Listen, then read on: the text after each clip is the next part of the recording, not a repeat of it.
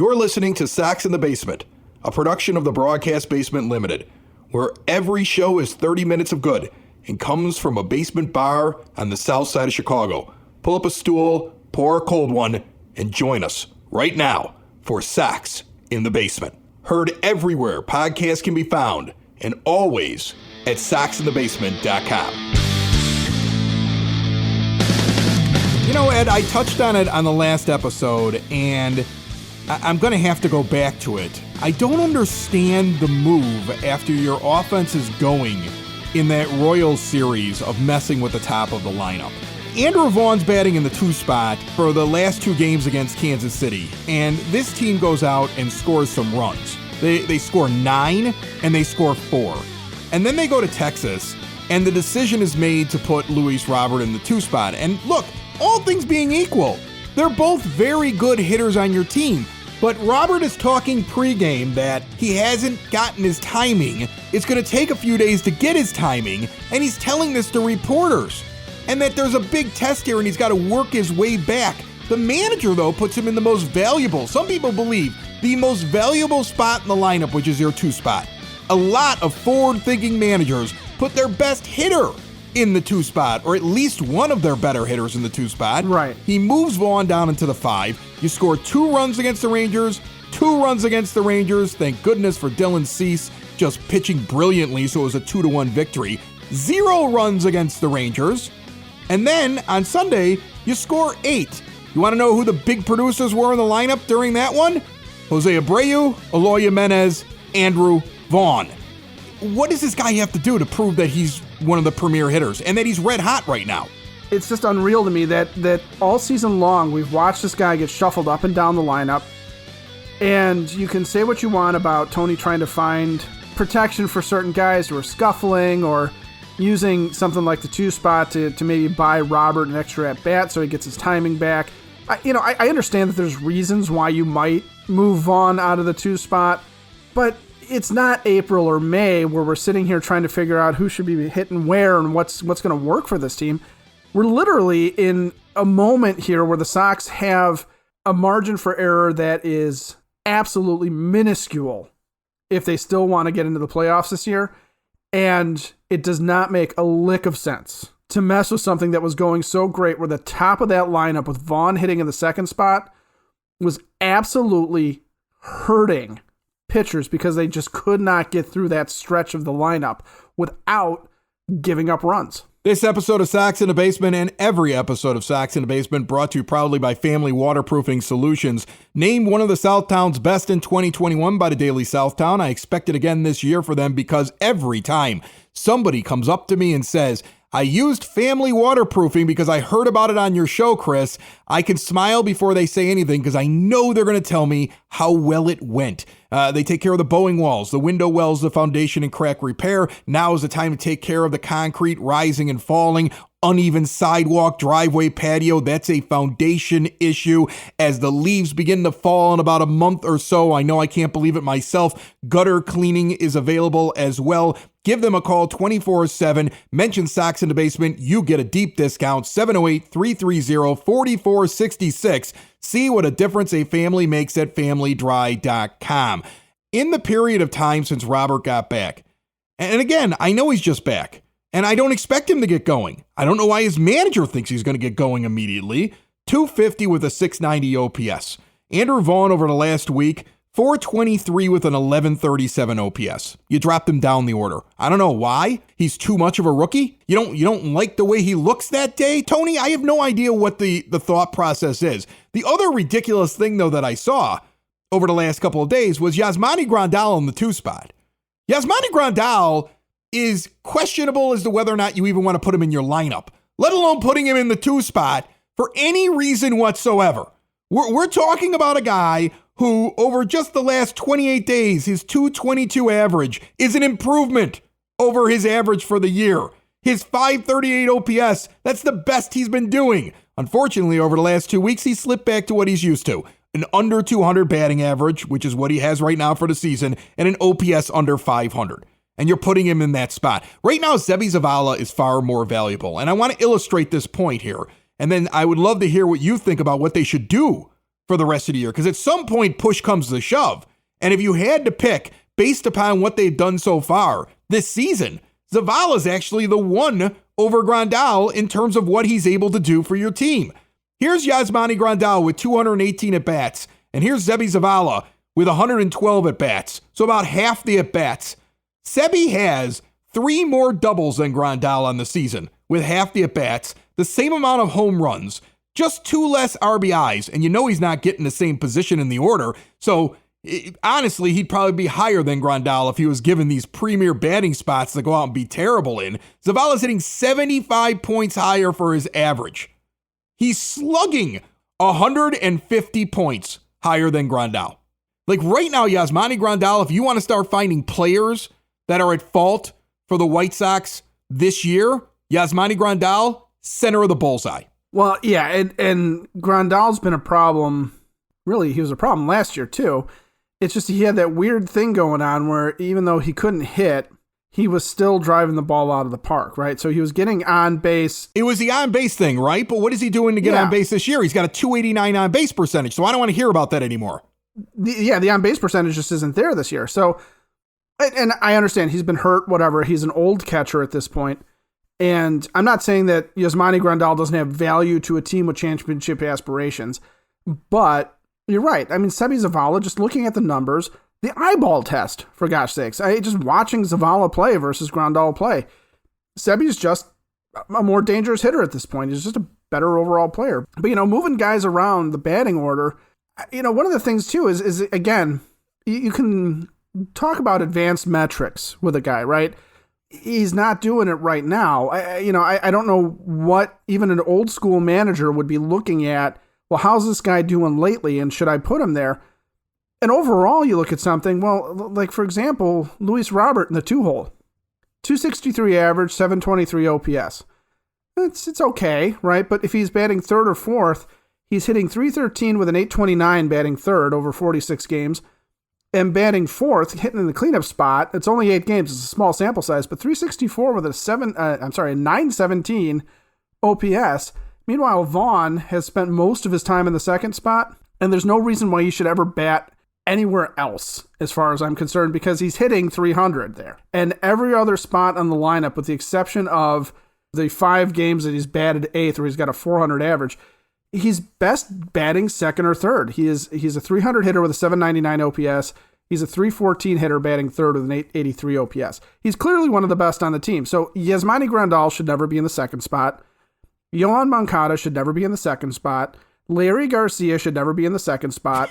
None of those guys should ever be in the third spot. I like how you have to say that about Larry. I mean, I will be honest, he isn't playing as much. It seems as though...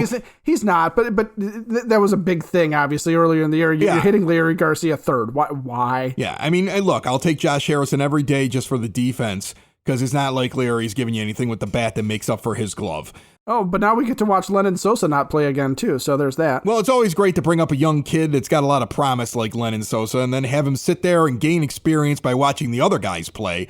So I think that's an excellent move by this organization who seems so well run. If you've been listening to Sox in the Basement for a while, you've heard me talk about high-end home medical equipment. If you want to know exactly what they do, and I haven't done a good enough job explaining it to you, check out HHME.com.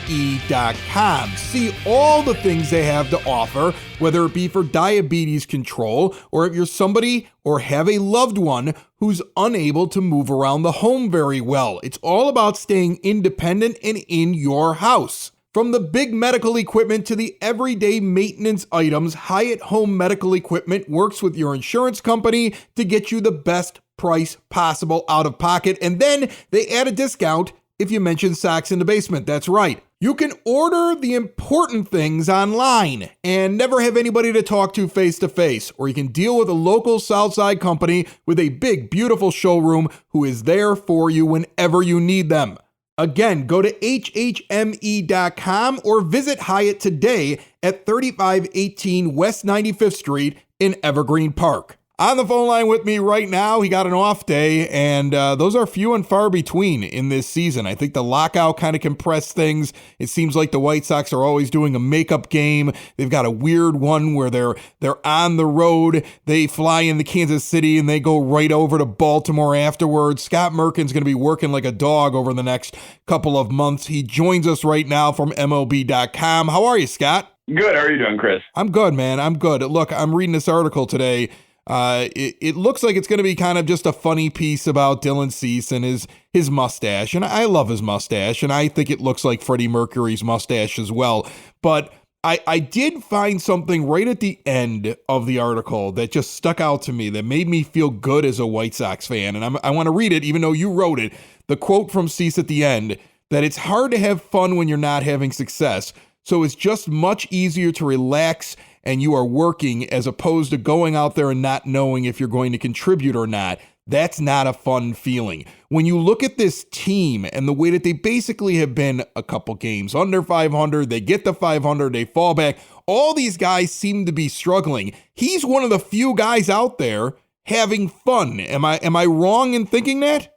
I don't know about having fun, but I think, first of all, where would the team be without him? Because really every fifth day, you have a better than average shot, and maybe even more than better than average, to, end any kind of streak or extend a streak that you're on. So, what happens? They lose Thursday night. Was behind Cueto, I think, right? Pitched Thursday night. He pitched a great game, and they couldn't get him any runs. And then, instead of falling deeper against a very average team, they come back and win on Friday because Cease is, even on a night where his stuff wasn't great, comes back and takes care of it. So I think that might be a little bit of a stretch to say that, guys aren't having fun. But I know Lance Lynn in his own colorful vernacular said recently that, it's hard to enjoy yourself when you're playing like bad baseball. You can put your own one word in there, starts with an S. And I understand that. It can't be a great season when everyone at the beginning of the year is listing you as one of the 3 or 4 teams that is the favorite to win the World Series.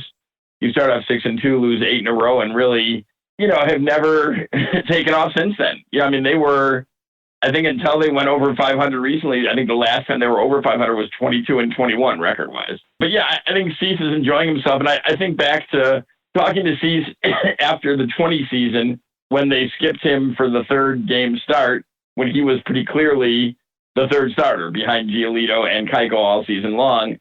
And you know what? He didn't tell me in that offseason, like, man, I got ripped off. I was the third starter. What the heck is going on? He said, I didn't deserve it. That I didn't have a good finish of the season. I didn't pitch like I wanted that year. I didn't deserve it. And I think he's, deserving of credit now for all the work he's put in, with Ethan Katz on his own. And just a really interesting dude. I mean, I think I was talking to James Fegan about this the other day from The Athletic, and that, if he's 5-10 with I know people don't care about records, but let's just humor me. If he's 5-10 with like a 4.8 ERA, we're probably not joking about the mustache, right? We're probably not asking him like, hey, who do you look like? Who do you compare it to? By the way, good pull by him on Don Fry to look him up and then ask Dylan a little more about him. I mean, quite an MMA champion, I guess. But, it comes with the fact that he's one of the best pitchers in baseball. Let me ask you about how they use him right now, because here's the thing. We were talking about this on the show last week, that when you look at how Tony deploys his bullpen, like a Johnny Cueto, man, if he wants to, he'll go the whole game.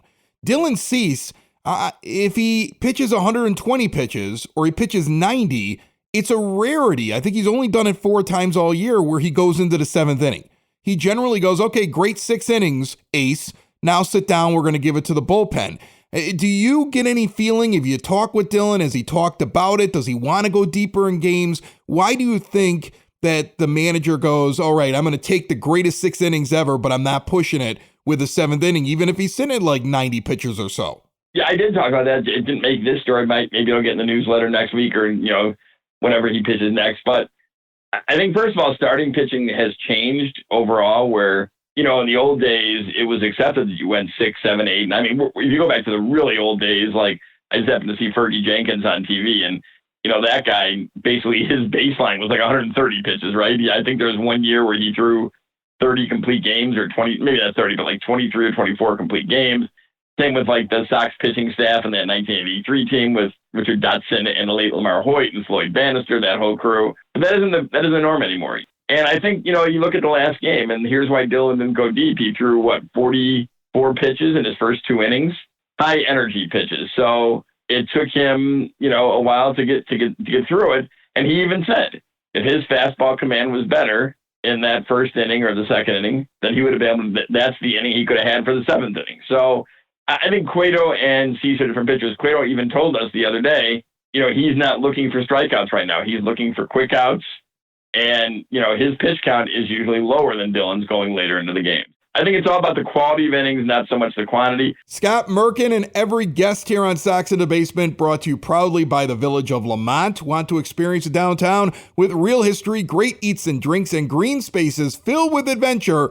Visit the Village of Lamont, shop, dine, drink, explore, and see everything they have to offer this weekend and on upcoming weekends. I'm looking forward to a big Oktoberfest at the Forge. I was just looking that up today, thinking to myself, I don't want to miss it. In about mid-September, that's where my brain was. See it all at lamontdowntown.com. So were you shocked by how little they did at the deadline? And do you think that that's because they didn't have enough to get the players that they wanted? I wouldn't say shocked. I would say surprised. I didn't know. I always hate to say, I didn't think they'd get a big ticket player or an impact player because, were, Eddie Rosario, Jorge Soler, and Jock Peterson considered the biggest names to move at the trade deadline last year? Probably not, right? Probably not even in the top 5 or maybe even 10. And those are 3 key guys in the Atlanta Braves run to the World Series. So, yeah, I think it just matters on how the guy fits and what you need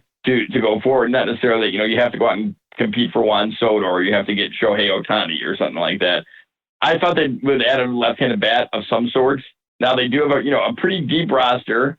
There's not a lot of spots open. Josh Harrison has been very good the last couple months. Gavin Sheets has been better since he came back up from the minors and, keeps getting better. Now, again, I think if they had the right move and found the right fit for a left-handed bat, they would have, put Gavin Sheets back down in Charlotte, just as Jake Berger is right now, who was having a great run when he was up in the major leagues. So I was surprised by that. I thought maybe they'd add one more bullpen arm, but the biggest key for them, I think, is getting healthy. Scott Merkin joining us from MLB.com. Scott, before I let you go, I know that you and the other beat reporters, you chit-chat. I'm sure you exchange text messages, maybe send a meme or two to each other. Is there a point where you guys maybe have started chatting about what happens if this team doesn't make the playoffs? Do you have any anticipation that there'll be all of a sudden a reckoning where somebody's going to go? There's got to be somebody offered up. You had Tony La Russa. From all accounts, we've never had, the contract confirmed on record for Tony, but it's been reported, I think, by Bob Nightingale a couple times that it was 3 years, so he would have one more year left. But I would think it would be very interesting what they do and how they approach the offseason if they don't make it at all. This is not like the Minnesota team last year. The Minnesota team last year had a weird season. They were considered one of the favorites. They were coming off, 19? They had the 100-win season, right, when they hit 900 home runs. Not really 900, but 300 home runs. They won the division in 20 when the Sox couldn't beat the Cubs on that last day of the season. And then just a miserable 21 where they blew some games early. Colomé was not the right fit in the closer spot. And then they had some injuries and some underperformance, and it just went sideways. And the Sox were really good last year, and once Bieber got hurt, it was really the Sox division to lose, and they took control and held it until they clinched in, later September. It's not like that. It's almost more disappointing than what the Twins did last year because the Twins were pretty much gone by June, right? The Sox have been just good enough not to be great this year. Back to Rick Hasen's quote when they were going into the rebuild about being tired of being mired in mediocrity. That's what they have been this year for the most part, right? They stick between 5 under and 2 over. There's no long winning streak. There's no 15 out of 19, nothing like that. So you would think, now again, I don't read the minds of Rick, Kenny, or Jerry, but you would think if this team that had made the playoffs twice, that had great players coming back and they added on, to some extent, that they were, a favorite to win the AL Central hands down, but also considered one of the best teams in baseball. If they don't make the playoffs with an extra spot there with that third wild card, you would think some sort of change would have to happen. Now, I don't even want to speculate on that, but let's just say in general, could be personnel, could be management, who knows? But in general, you would think if a team with that much expectation falls short, they did have a lot of injuries, but so have a lot of teams, as teams expected with the shortened spring training, and then going forth, past that during the season. you would expect there to be some sort of change. No holds barred. Everything has to be reexamined at that point. Scott Merkin writes for MLB.com. He's been covering the White Sox for a long time. He does a great job at it, and he's always nice enough to join us here on Sox in the Basement when I shoot him a text or give him a call, and I really appreciate it. Thanks so much, Merk. Usually about 3 or 4 texts, so I finally get my act together and get back to you, but I appreciate you hanging in there.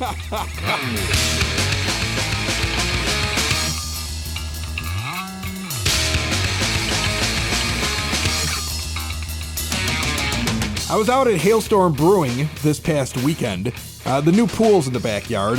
There's the pool place that I bought everything from, and it's right near Hailstorm out in Tinley. So I gathered everybody together and said, come on, we're going to go get some pool toys. And it was just an excuse for me to bring the whole family into Hailstorm, located in Tinley Park at 8060 186th Street, right off of 80th Avenue, the official brewery of Sox in the Basement with the big beer hall inside there. The food's good. The kids enjoyed it. You know, I mean, it's one of those places that you've been in there and back me up on this. They are more interested in you being social with other people, with the board games and the tables that you kind of share and the really neat bar in between the equipment that you have where they're actually brewing all of their delicious beer. It's really kind of a fun spot to get away from everything else going on in the world.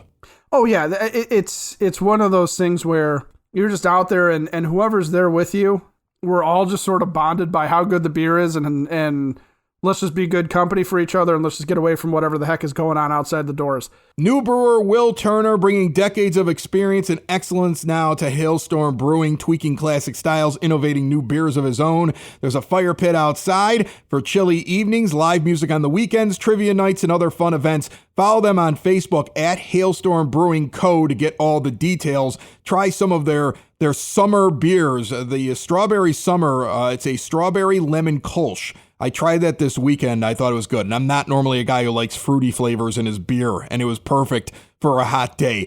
Check them out online, hailstormbrewing.com. I want to swing back to the whole talk about Grandal because I think he's on my list of expendable players. Guys that are, and he's under contract, so we're stuck with him next year. I don't know what you do with that.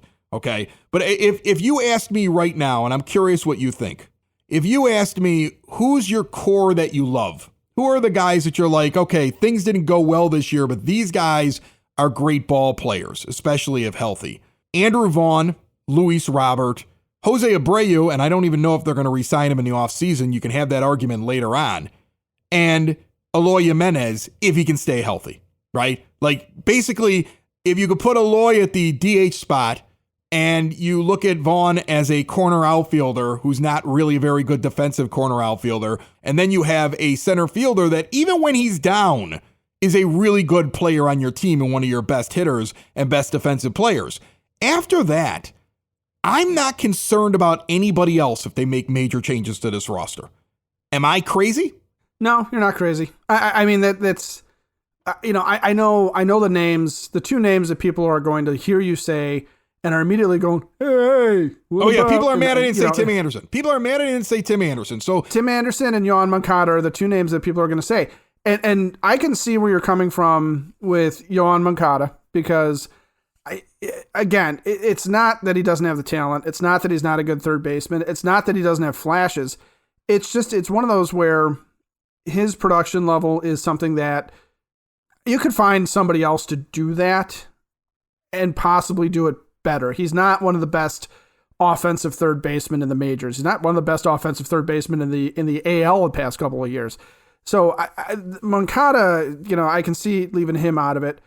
I mean, if you're going to include pitchers in there, you know, Dylan Cease, I think, is a name that people would sit there and go, well, he's earned a spot on there too as the guy that's going to anchor the pitching staff. Right. I actually believe in Kopech, I think, more than I believe in Giolito. Oh, 100%. I think Kopech's struggles lately are just a matter of, one, a little bit of a tweaked knee, and two, the innings issue. He's not been a full-time starter in years, because you got to remember when the injury occurred. So Kopech and Cease, you know, including those guys, I think Tim Anderson is the name that everyone's going to sit here and go, why isn't TA on there? And it's not because he's a bad shortstop, Ed. No, not at all. But I would say this though, but to preface what I think you're gonna say, I think people need to remember just how stacked shortstop is as a position all across the major leagues. So why is TA not at the top of that stack for you? Because right off the top of my head, I can just start naming guys that are better than him. And it's not hard to back it up. Like, he's a good shortstop, right? You can win a championship with Tim Anderson as your shortstop. And I know everybody loves the swagger and the talk. We did a whole episode about Tim Anderson and how much we loved him. So this is not because there's some deep-seated hatred of Tim Anderson or I don't like Tim Anderson. No, you can win with Tim Anderson. But what I'm saying is that you can find a talent like him. You can make adjustments if need be. And you even have a guy that may be here in a few years in Colson Montgomery that could be an excellent shortstop for you. The thing about Anderson is I can sit there and think of Trey Turner, who's a better shortstop offensively and defensively than Anderson. I take Francisco Lindor over him. I take Corey Seager. I mean, even though Seager's hitting 248, his slugging is 468. He's got 24 home runs. I say Seager is all power, left-handed power. He's an ideal fit for what Rick Hahn's been looking for. Right. I mean, he'd be great for your team right now. Dansby Swanson in 292 this year with a 348 on base percentage, 461 slugging, and 16 home runs for Atlanta. I take him in a heartbeat. Xander Bogaerts hitting 311 with a 383 on base percentage and a 452 slugging. He's better than what TA is, even though he's only got 3 more home runs. TA has 6 and Bogaerts has 9. Bogaerts has 28 doubles. The man puts the ball into the gaps. TA is basically a singles hitter right now. I mean, TA is hitting 301 with a 339 on base percentage and slugging 395. He's only got 6 home runs. At this point, he's become just a guy who gets base hits, and he's not doing it at that clip where it's like 330, that like batting champion clip, right? So he's a table setter who, when he goes in the slumps, doesn't really set the table very well. But the biggest thing that I would point out about him is defensively, he's taken a real step backwards this year.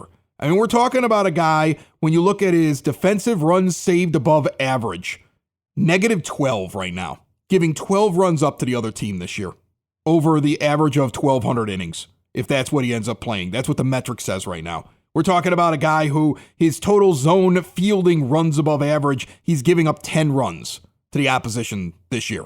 There's plenty of guys that are better than that. Bo Bichette's having a terrible year right now compared to his last season with Toronto, and I take him over Tim Anderson right now, even though TA became the starter over Bo Bichette in the All-Star game. If you tell me you can have this 24-year-old kid who's only shown signs of not doing very well for 1/2 season, and then look at the ups and downs really of Anderson's career, and he's 29 this year, and he's heading towards his year 30 season. Right now, I can name a lot of guys that I'd be like, okay, if it was a straight up trade, I'd trade TA for that guy. All right. Again, really good player. Okay. Not as much of a vocal leader this year because he's dealing with a lot of other stuff from what I understand. So you're not getting that from him. And his numbers are down, and he seems to have games where he doesn't seem to have his head in the game. I have no problem keeping him on your team, but I'm also completely fine if this doesn't work out this year and you see them either get an early exit or miss the postseason. If they moved on from him, I go, okay, what did you do? What did you get for him? What are we doing here in going forward? I know that upsets a lot of White Sox fans, but I don't see like that thing that makes me say I'd have to have him. Like I'd be distraught if they moved on from him. Yeah, I mean, I think you lose personality-wise, okay? And in terms of a guy that the past few years has become one of the faces of Major League Baseball, you lose something there from a marketing standpoint.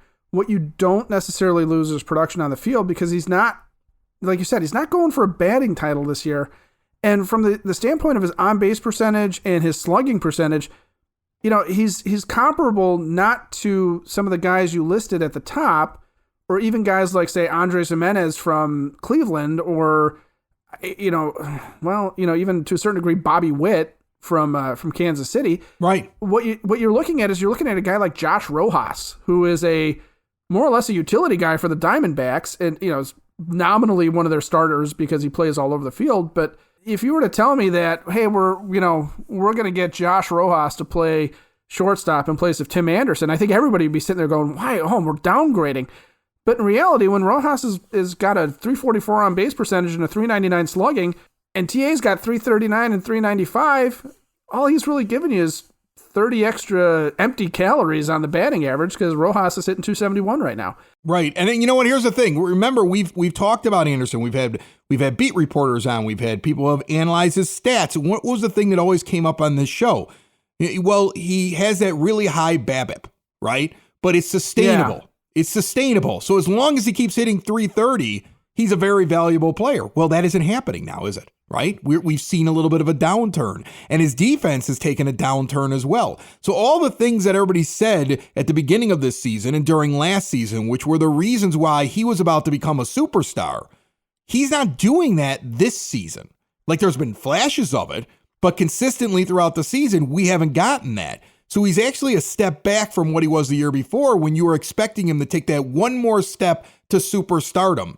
And I don't see it right now in the numbers, right? I don't see what the eye test when I see things that happen on the field and I go, come on, what was he doing on that play? He's not the only guy who's playing that way. I mean, there's an awful lot of guys that don't run out a drop third strike on this team. A lot of them don't run out a drop third strike on this team. I've seen Tim do it. I've seen Moncada do it. I've seen a bunch of them do it. But the thing is that, like, I don't see that thing that makes me say superstar leader, because superstar leader would have run that out. Jose Abreu, as a leader of the White Sox, he's a superstar leader. Is a superstar leader. He is there every day. He rarely spends time off the field. He seems to be always available. And whether he's just doing that tough guy thing of he's really hurt, but he's playing through it, or, you know, he's just there. He's in the game. He's present. He's always focused. And you look at TA, and this isn't a criticism because I understand at shortstop, you're going to get hurt a little bit more often than you're going to be at, first base. But he's played 153 games once, and that was in 2018. He played 146 games in 2017, but since then, 123 in 2019, played most of the season in 2020 in the short season. He played 49 games. Last year, 123 games. He's on pace to play a little bit more this year, but only by a game or two. And here we are, again, in a critical stretch, and he's suspended because he bumped an ump. And I'm so sick of hearing people try to justify that, too. The umpire didn't make him bump him. I don't even know if the umpire was wrong on that pitch. Like, sure, he was mad about something earlier. Control yourself. I see what you're saying, though, because if this does not work out, if the White Sox as a team fail to go to the playoffs this year, if they don't contend for a championship this year, and it's a disappointing, frustrating season for fans, allegedly frustrating for Rick Hahn, and, just in general, you go into the offseason sitting there going, okay, changes need to be made. Who are the untouchables? I could see where Tim Anderson isn't necessarily on the list of the untouchables. Sox in the basement. Sox in the basement. Sox in the basement. Sox in the Basement. Heard everywhere podcasts can be found, and always on soxinthebasement.com.